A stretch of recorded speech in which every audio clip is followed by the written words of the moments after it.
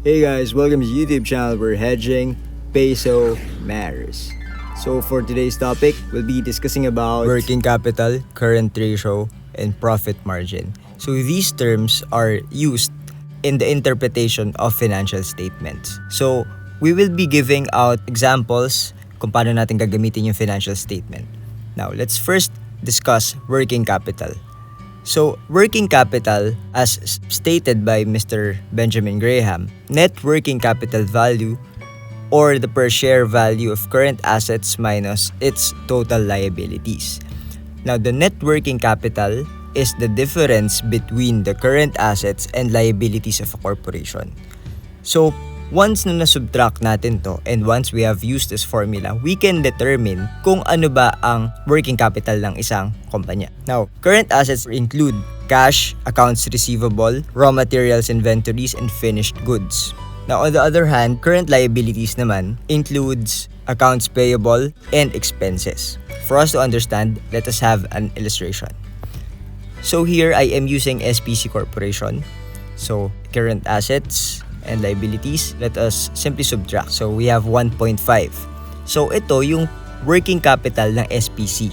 So, this simply mean that if it will enter into a short-term debt, mababayaran niya yung liabilities niya within the time frame. Kasi, mas malaki yung current assets niya as to the liabilities. So, this indicates a profitable business. Now, let us see current ratio. So, we take use of current assets and liabilities, but now it's a different thing because instead of subtracting them, we get the ratio by dividing the current asset. So we get the current ratio using this formula. Now, the question that we have to answer whenever we are dealing with current ratio is that can a corporation pay back its obligation within the expected time frame?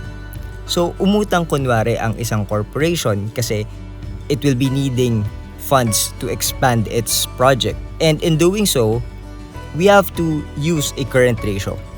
And this current ratio will determine the health of a corporation, whether it is capable of paying back its obligation. Now, to illustrate, current assets, so we have 2.5. Then, of course, we have the liabilities. And we use the formula. So, divide po natin to. Alright, so ang current ratio natin is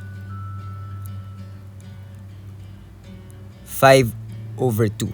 So itong 2.5, it is 5/2 kapag ginawa natin yung fraction. So this indicates an unused current assets. So marami siyang current assets ang SPC na hindi niya nagagamit. So in the event that it entered into a contract of loan or umutang siya, for sure mababayaran niya to.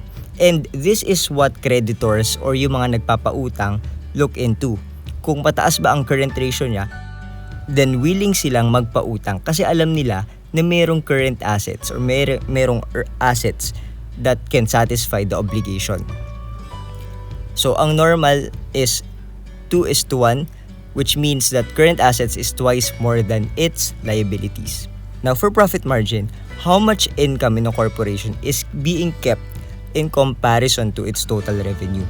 So sa kabuuang natatanggap ng isang kumpanya or corporation, magkano dun sa income ang naitatabi? So we have to consider here the net profit. And in computing for the profit margin, of course, we will be utilizing this formula. Net profit equals revenue less interest expenses and tax. And then of course, we divide the answer from the total revenue. So I'll be using again SPC. So revenue is 2.7. Expenses, so I'll be using the total here, 1.5. Alright, so now the net profit, so using this formula, 1.2 will be divided by the total revenue. So it will be 0.44. This means that for every 1 peso na pumapasok sa SPC, it can retain 44 centavos.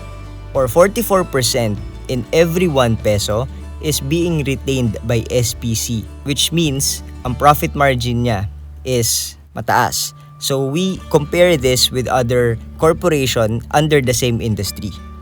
Kung mag-decide tayo kung alin ang bibilhin nating corporation. So if you find this video interesting, please give it a thumbs up. And Please like, comment, and share. And if you haven't subscribed yet, please click that subscribe button and hit that notification bell. And as always, thank you.